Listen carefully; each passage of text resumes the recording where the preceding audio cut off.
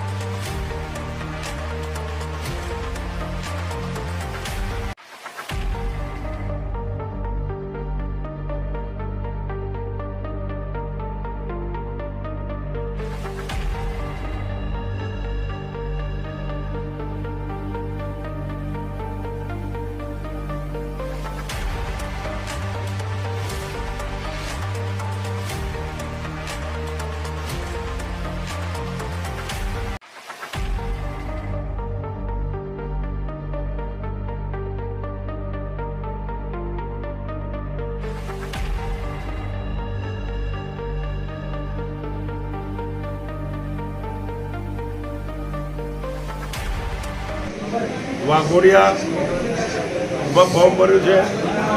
પેટા ઇલેક્શન વિધાનસભાનું આવ્યું છે, એમાં ફોર્મ ભર્યું છે, મેં ભર્યું છે, મારી દીકરીએ બી ભર્યું છે અને એક જ વર્ષમાં ચૂંટણી આવી છે।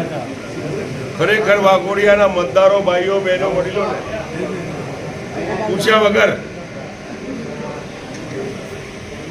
બીજી પાર્ટીમાં જઈને કોંગ્રેસ ભાજપના વિરુદ્ધ વોટ મળ્યા હતા અને બીજી પાર્ટીમાં જઈને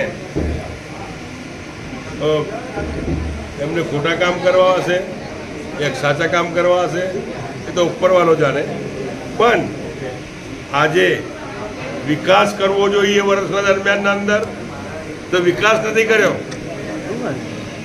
જાતે જમીનો ક્લિયર કરવી છે એવું જાણવામાં મળ્યું, કેટલાની જમીનો ચીતરી હતી એવું જાણવાનું મળ્યું, સરકારી જમીનના દસ્તાવેજ કરી દીધા એવું જાણવા મળ્યું, એવા ઘણા કામો કર્યા એમનો જાણવા મળ્યું।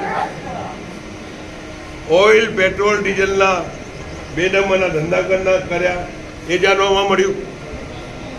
વાઘોડિયાના મતદારો, ભાઈઓ, બહેનો, વડીલો અને યુવાનોનું જે કલ્યાણ કરવું જોઈએ એ કલ્યાણ તો કર્યું નહીં, પોતાના અંગત માણસોને લઈને જમીનો લખી, કોન્ટ્રાક્ટ એમણે લીધા।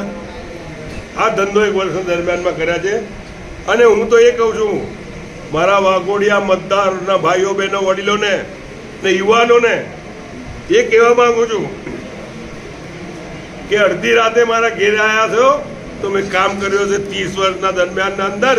આ મોબાઈલ સુધી મેં બંધ નહીં કર્યો, અડધી રાતે મોબાઈલ કર્યો હશે તો મેં મોબાઈલમાં જવાબ આપ્યો છે।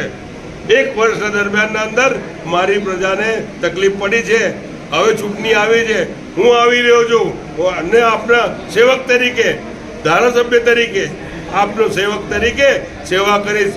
પાણી લાવવાનું છે નર્મદાનું, મહીસાગરનું પાણી વડોદરા તાલુકામાં લાવવું છે, ગેસ વાઘોડિયા તાલુકાના અંદર લાવવો છે, રોડ જે બાકી રોડ કરવાના બાકી છે, લોકોને રોજી રોટી માટેનું અભિયાન કરવાનું છે, લોકોને કાયમ કરવાના છે, લોકો ભણેલા ગણેલા છે એમને નોકરી મળવી જોઈએ એ વચન આજે હું વાઘોડિયા મત વિસ્તારના ભાઈઓ, બહેનો, વડીલોને વચન આપી રહ્યો છે કે જેટલો ઉપયોગ કરવો હોય, છેલ્લી તક છે, છેલ્લી તકના અંદર હું આવી રહ્યો છું, જેટલો ઉપયોગ કરવો હોય નોકરી, ધંધા, વેપારના અંદર વિના મૂલ્યે, વિના ફ્રી હું તમારું ફ્રીમાં કામ કરીશ એ ખાતરી આપું છું। ચોક્કસથી લોકસભાના ઇલેક્શનની અંદર પણ ભારતીય જનતા પાર્ટી બેઠક કરી છે, શું બેઠક હતી? લોકસભાની ચૂંટણીના દરમિયાનના અંદર મારો વિરોધ હતો, જેને ટિકિટ આપી હોત તો લોકસભા બી લડતો, તો એમને ટિકિટ જ ના આપી તો ભારતીય જનતા પાર્ટીના આગેવાન શહેરના મોવી એ આવીને મારા જોડે મિટિંગ કરી ગયા અને મિટિંગ કરીને કીધું કે મધુભાઈ અમારે ઉપરનું જોજો, નીચે તમારે જે કરવું એ કરજો, મેં કહ્યું નીચે તો હું નીચેનું તો જે કરવાનો કરવાનો જ છું, તો ઉપરનું તો ખાતરી તમને આપું છું કે ભારતીય જનતા પાર્ટીના ઉમેદવારને વોટ આપીશું સંસદમાં, પણ નીચે મને વોટ અપાવશો એવું કોમ્પ્રોમાઇઝ થયું છે.